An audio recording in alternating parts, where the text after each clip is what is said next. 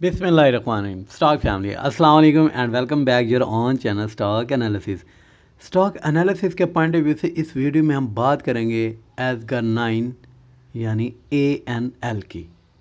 बहुत सारे क्वेश्चन हैं जी, ऊपर बाय किया हुआ है, क्या करें, टेक्निकली पॉइंट ऑफ व्यू से देखेंगे। एसगर के रिज़ल्ट आया उसके ऊपर बात करेंगे, रिज़ल्ट कैसा है उसको लेके देखेंगे, रिव्यू करेंगे, देन बहुत सारी बातें करेंगे थोड़े से टाइम में। एसगर 9 के अगर इंट्रोडक्शन के पॉइंट ऑफ व्यू से बात करें तो Azgard 9 limited is incorporated in Pakistan as a public limited company. The company is composite spinning, weaving, dyeing and stitching unit engage in the manufacturing of yarn, denim and denim related product. तो ये था मतलब एक मुख्तसर सा एसगर 9 का introduction. अब ज़रा बात करते हैं इसके रिज़ल्ट को लेके। रिज़ल्ट में हम क्या देखेंगे, ईपीएस रिप्रेजेंट करती है होल पिक्चर को। देन ईपीएस अगर लास्ट क्वार्टर का देखिए, ये सेकंड क्वार्टर का है, लास्ट क्वार्टर का देखें अगर मतलब इस ईपीएस 0.63 नौ अब कितना है 0.95, मतलब क्वार्टरली बेहतर हुआ है।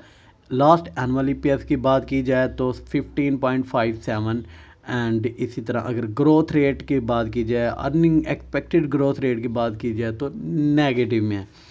सो अब ये स्टैंड किस लेवल पे कर रहा है और इंटरप्राइजेज वैल्यू अभी भी जो मतलब इंटरप्राइजेज वैल्यू का मतलब ये है कि जिस हिसाब से ये चल रहा है ये 32 का शेयर है। इसकी कहते हैं ना वैल्यू, कहते हैं ना कि औकात क्या है इसकी, 32 की है। ठीक है, कैसे है देखें, बात करते हैं अभी भी। रिज़ल्ट अगर हिस्टोरिकल ईपीएस देखें ना, 14 में नेगेटिव, 16 में और नेगेटिव एंड नेगेटिव। नो ये 2021 में 15.57 ज़बरदस्त ईपीएस, गुड है। जहाँ तक बात रही बुक वैल्यू की, तो बुक वैल्यू को अगर हम बात करें तो अब तक की highest book value, that's good. 2021 है, 2022 अब तक के रिज़ल्ट को भी लेके देखें तो हाईएस्ट बुक वैल्यू है।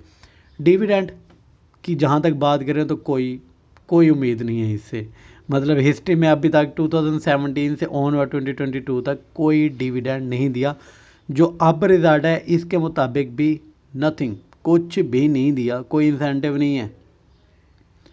सेल के प्रॉस्पेक्ट से देखें 2017 से ऑनवर्ड 2021 तक अब तक की हाईएस्ट सेल ये इस लेवल पे, मतलब 17, 18 एंड 19 में इसके करीब सेल थी, लेकिन 19 का भी अब रिकॉर्ड टूटा है सेल के प्रॉस्पेक्ट से 2021 में। लेकिन ये सब कुछ ठीक होने के बावजूद अगर टेक्निकली देखें तो बहुत सारे लोग इससे दुखी हैं, उसके ऊपर भी करते हैं बात।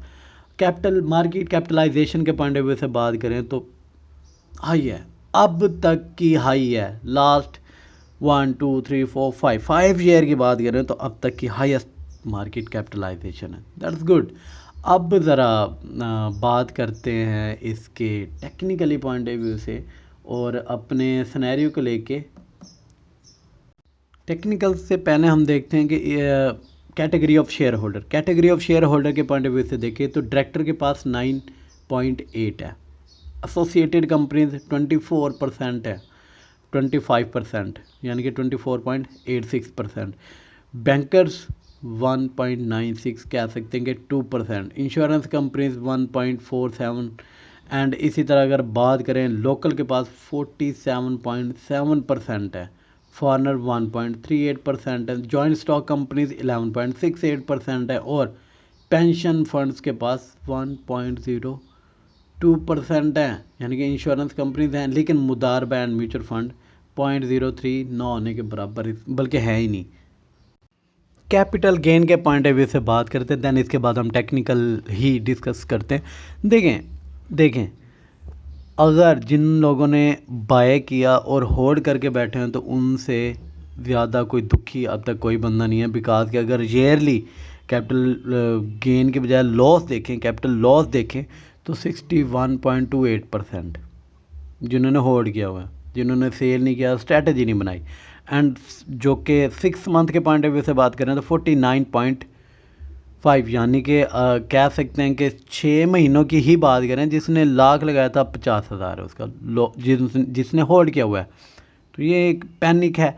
लेकिन अगर 3 मंथ के पॉइंट ऑफ व्यू से बात करें तो 4.21 एंड 1 मंथ के पॉइंट ऑफ व्यू से भी 7.42% डाउन आया हुआ है। अब ज़रा टेक्निकली पॉइंट ऑफ व्यू से देखें, बात करें ना, तो अब ये प्राइस जो कि अभी जो कि सपोर्ट लेवल ये दिखा रहा है, मतलब लास्ट टाइम जो कि कह लें कि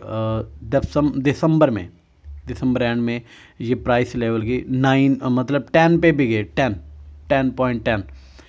तो ये 10.10 अब से बहुत पहले, ये प्राइस कौन सी प्राइस है जो कि अब से पहले आई थी जून 2020 में, 2020 में ये लेवल था इसका ANL का, जो कि मार्केट में ये इतना चीप है। अच्छा देखिए, रिज़ल्ट और फंडामेंटल्स की कुछ चीज़ें, कुछ इंपॉर्टेंट चीज़ें आप लोगों के साथ शेयर की हैं, उस हवाले से चीप है, सस्ता है।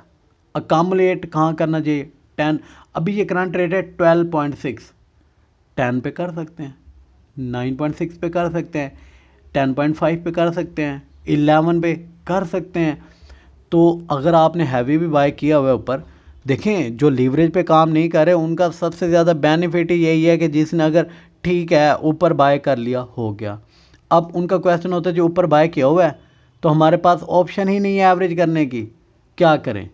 तो भाई अब यही हो सकता है कि थोड़ा अगर और कैश है तो आप उसे अकामुलेट करें, अदरवाइज दूसरा ऑप्शन तो डेफिनेटली ये है कि थोड़ा होल्ड कर लें, या अगर होल्ड भी नहीं करना, एवरेज भी नहीं करना, देन अल्टरनेटिव ऑप्शन होना चाहिए कि अगर मैं यहाँ से निकलता हूँ तो मेरे पास बेस्ट अल्टरनेटिव कौन कौन से ऑप्शन है, क्या मैं कर सकता हूँ। लिहाजा अगर ANL की मैं बात करूँ तो 10 पे मतलब 10, 10.5, 11, 11.10, 11.20, इस रेंज में आप अकामुलेट कर सकते हैं। फंडामेंटली ये शेयर बुरा शेयर नहीं है, बहुत अच्छा है। आप लोगों के साथ फंडामेंटल्स मैंने शेयर कर दिए हैं। लिहाजा अब प्राइस रेंज के हिसाब से तो कह लें कि 2 साल की लोएस्ट प्राइस पे आया हुआ है।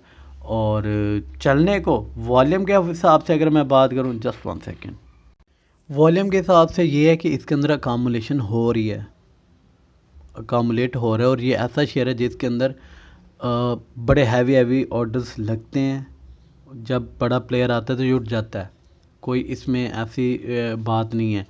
शॉर्ट ग्राफ के पॉइंट ऑफ व्यू से बात करूं तो 15 इसका भी रेजिस्टेंस लेवल है, 15 and next second resistance level 18, और 18 को अगर ब्रेक करते तो देन ये अच्छा मूव दिखा सकता है। लेकिन बाय करके बैठे रहने से बेहतर है कि कोई ना कोई अल्टरनेटिव स्ट्रेटजी आप लोगों की होनी चाहिए इसके अंदर।